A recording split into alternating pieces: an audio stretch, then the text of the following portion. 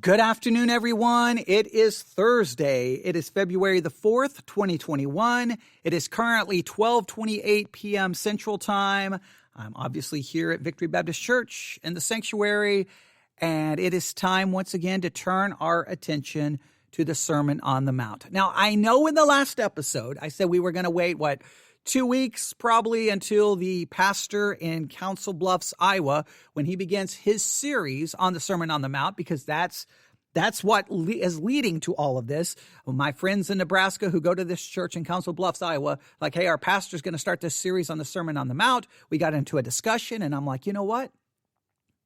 I'm going to go along with this, and I'm going to take those sermons that he preaches, and we'll play them and analyze them, and we'll just see where this goes. We're just going to do an extensive study on the Sermon on the Mount using those sermons and my own teaching, and we're going to do our best that by the time we're done, anyone who listens is going to have the more understanding on the Sermon on the Mount than they've ever had in their entire Christian life. I'm going to do my very best to try to accomplish that. So we've done 2 episodes so far.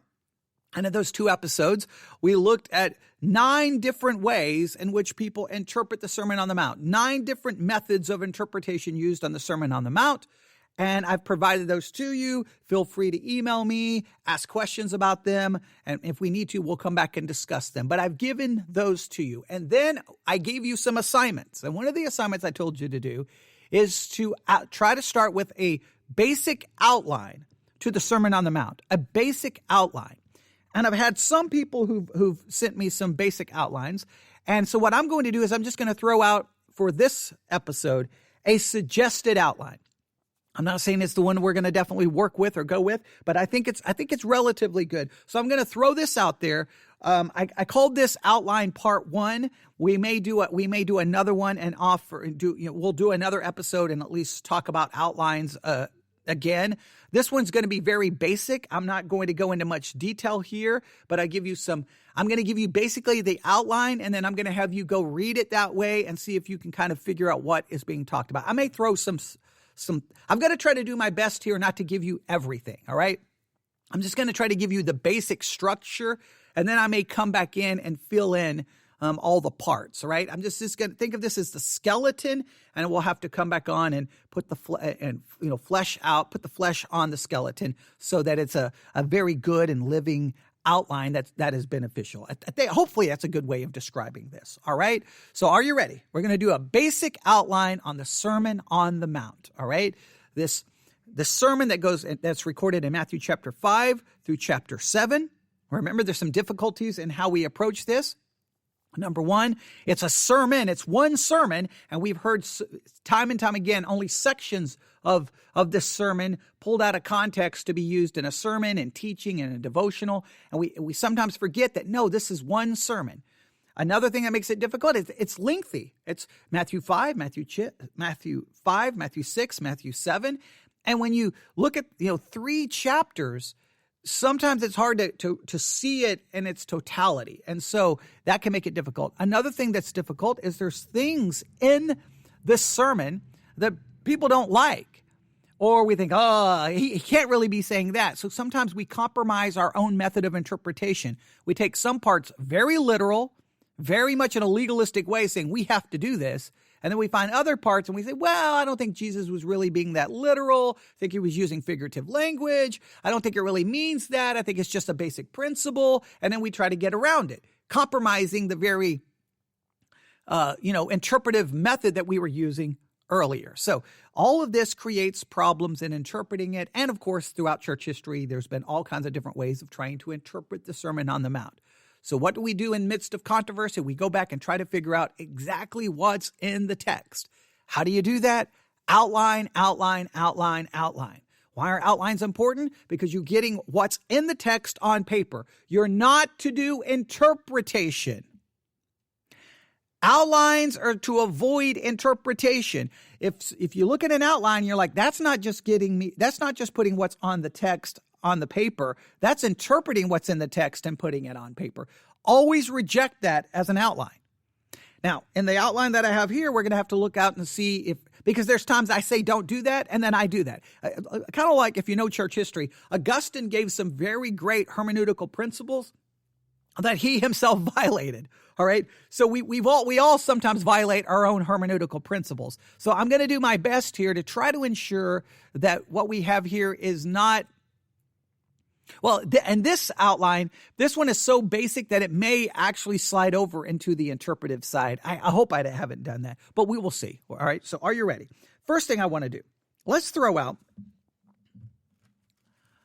an idea. Look at Matthew chapter 5. Let's look at Matthew chapter 5. I'm just going to throw out this idea, and you can tell me whether you agree or disagree. Matthew chapter 5. I'm going to make an argument. That the central theme, or maybe the key verse of the sermon, the central theme or the key idea in the sermon is summarized in Matthew 5:48. Matthew 5:48, be ye therefore perfect, even as your Father which is in heaven is perfect. Be perfect, as your Father is in heaven is perfect. Be perfect. Is that the central theme of the sermon? Be perfect. How am I to be perfect? Here's my Sermon on the Mount. Follow this and you will be perfect. Is this sermon establishing what being perfect looks like?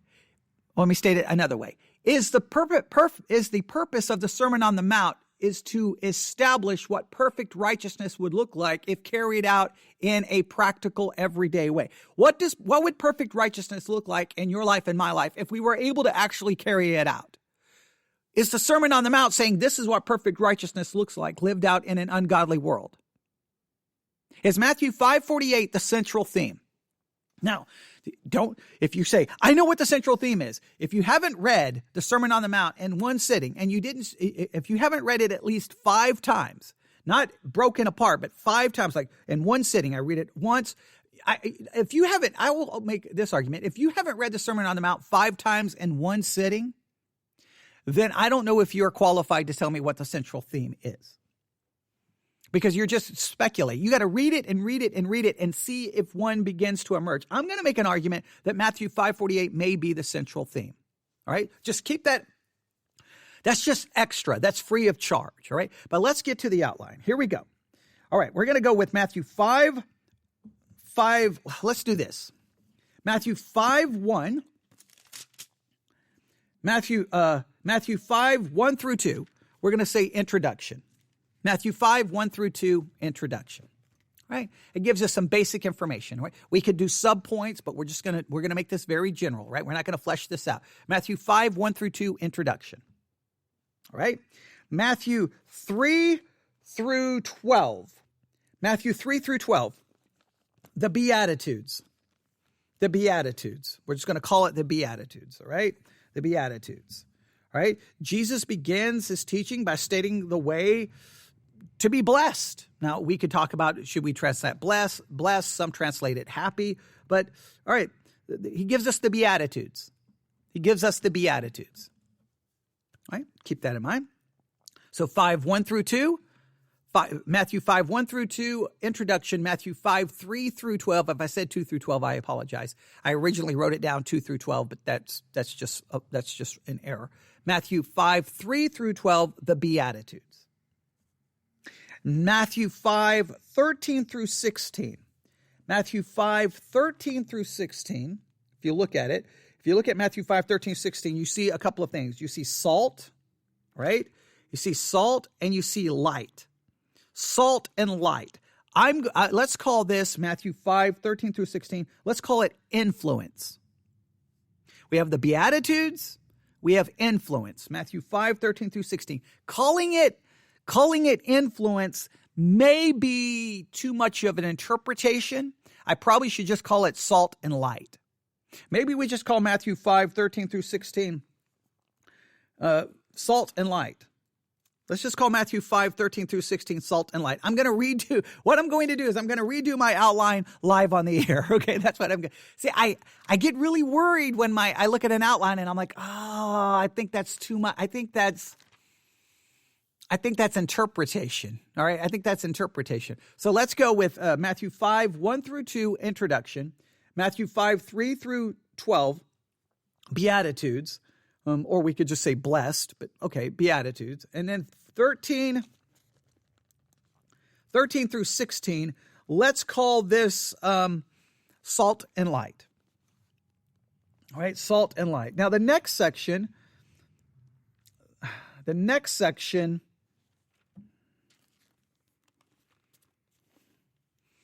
do I want to do with the next section here? I'm going to call the next section. Now, this is subject to change. I'm going to say the next section, Matthew 5, let's go verses 17 to 48. 17 to 48. And I'm basing some of this off a Bible dictionary as where this is kind of based off of. But Matthew 5, 17 through 48. Let's call this righteousness. Let's call this righteousness, because he does a lot here. Look, if you look at verse 17, think not that I come to destroy the law or the prophets, but I've come to destroy. I am not come to destroy, but to fulfill. And so he talks about, and then he talks about righteousness in verse 20. For I say unto you that except your righteousness shall exceed the righteousness of the scribes and the Pharisees. And then it's talking a lot about what this righteousness looks like. And then all the way verse 48. Be ye therefore perfect as your Father which is in heaven is perfect. I think this establishes righteousness. What does righteousness look like? What does it mean to be perfect? Now, I think the whole sermon does that, but I think 17 to 48 really emphasizes what righteous behavior looks like, what a righteous, perfect life would look like. All right? Now, I may change that. I know, we could call it righteousness and to do some subpoints. This definitely would require some subpoints, but I'm just going to call it righteousness, all right? Okay, so we got Matthew 5, 1 through 2, introduction. Matthew 5, 3 through 12, the Beatitudes. Matthew 5, 13 through 16, salt and light. Matthew 5, 17 through 48, righteousness. Matthew 6, 1 through 18, we're going to call it giving, praying, fasting. Giving, praying, fasting. Giving, praying, fasting. Then we're going to, then Matthew 6, 19 through 24, we're just going to call it material resources. Material resources. All right? Yes, because we really, you kind of have treasure, light, and slavery talked about here, but we're going to call it material resources. Matthew 6, 19 through 24. Next, Matthew 6, 25 through 34. Matthew 6, 25 through 34. We're going to call that anxiety. We're going to call that anxiety. Matthew 6, 25 through 34, anxiety. So let's go through this again. Matthew 5, 1 through 2, introduction. Matthew 5, 3 through 12, Beatitudes. Matthew 5, 13 through 16, salt and light. Matthew 5, 17 through 48, righteousness. Matthew 6, 1 through 18, giving, praying, and fasting. Matthew 6, 19 through 24, material resources. Matthew 6, 25 through 34, anxiety. Matthew chapter 7, verses 1 through 6, judging. I think we'll do that. Matthew chapter 7, 7 through 12, persistence. Matthew chapter 7, 13 through 14. Matthew 7, 13 through 14. I think I'm going to change this. Matthew 7, 13 through 14. Let me look at it. Matthew 7, 13 through 14. Let me go find it really quick. Matthew 7, 13 through 14. I'm going to change it, I think. Now I'm looking at it. Enter through the straight gate. Wide is the gate. Narrow is the gate. I'm going to call Matthew 7, 13 through 14. We'll call it the two gates. We'll call it the two gates. Two gates. I think that's fair. All right. Matthew 7, 15 through 23. Matthew 7, 15 through 23. Let's look at it. Matthew 7, 15 through 23. I think we're going to call this. Matthew 7:15 through 23, we're going to call it false prophets. Matthew 7:15 through 23, false prophets. And Matthew 7:24 through 27, we're going to call it life's foundation. Life's foundation. All right, let's go through this again. Matthew 5:1 through 2. This is where I need everyone here in the church, because then they could repeat it back to me and I make sure everyone has it. But Matthew 5:1 through 2, introduction. Matthew 5:3 through 12, the Beatitudes. Matthew 5:13 through 16, salt and light. Matthew 5:17 through 48, righteousness. Matthew 6:1 through 18, giving, praying, and fasting. Matthew 6:19 through 24, material resources. Matthew 6:25 through 34, anxiety. Matthew 7, verses 1 through 6, judging. All right, judging. Matthew 7:7 through 12, we're going to call this persistence. Okay. Matthew 7:13 through 14, two gates. Matthew 7:15 through 20. Matthew 7:15 through 23, false prophets. And in Matthew 7:24 through 27, life's foundation. Right? One more time. Matthew 5:1 through 2, introduction. Matthew 5:3 through 12, the Beatitudes. Matthew 5:13 through 16, salt and light. Matthew 5:17 through 48, righteousness. Matthew 6:1 through 18, giving, praying, and fasting. Matthew 6:19 through 24, material resources. Matthew 6:25 through 34, anxiety. Matthew 7:1 through 6, judging. Matthew 7:7 through 12, persistence. We may change that one. Okay, persistence. Matthew 7:13 through 14, two gates. Matthew 7:15 through 23, false prophets. And Matthew 7:24 through 27, life's foundation. And we'll stop right there. There is a suggested outline on the Sermon on the Mount. Please send me your outline to newsif@yahoo.com, newsif@yahoo.com. Remember, in your outline, no interpretation. The outline is to simply get on paper what's in the text. Don't try to interpret it. Interpretation comes much later, but you can't interpret until you've done. Listen, there can be no interpretation until there's observation. The quality of your observation determines the quality of your interpretation. If you're not good at observing, you're not good at interpreting. If your observation is wrong, your interpretation will be wrong. So the goal of outlining is observation. You're reading and reading and reading the text, and then you're outlining it on paper, because now you're trying to, you see better with a pencil. The best way to see is through through a pencil. You don't see well through reading. You see well through writing, because you're now got to think and process what you are seeing. But the key is to not do the interpretation yet. Just get it on paper. There is the suggested outline of the Sermon on the Mount with the idea. And I'm just going to throw the idea out there that possibly, the key verse, the verse that summarizes the whole sermon, is this: be ye therefore perfect, even as your Father which is in heaven is perfect. Be perfect. What does perfect look like? Here's the Sermon on the Mount. This shows you what perfection looks like if it was to be lived out in your life. Here is the standard of perfection. Good luck. That, I think, that's going to give you a possible way that I may go with interpreting it. But we will see. We will see. I can change my mind at any time. All right, I'll stop right there. I'm heading home to get some lunch because my stomach is growling and I'm hungry. So today I'm going to actually eat. So I'm going to go eat. So everyone else have a great day. I look forward to hearing from you. Hopefully we did something that was beneficial today. Email me at newsif@yahoo.com, newsif@yahoo.com, and feedback, comments, questions, thoughts, whatever you want to talk about. I always love to get your email. Everyone have a great day. God bless.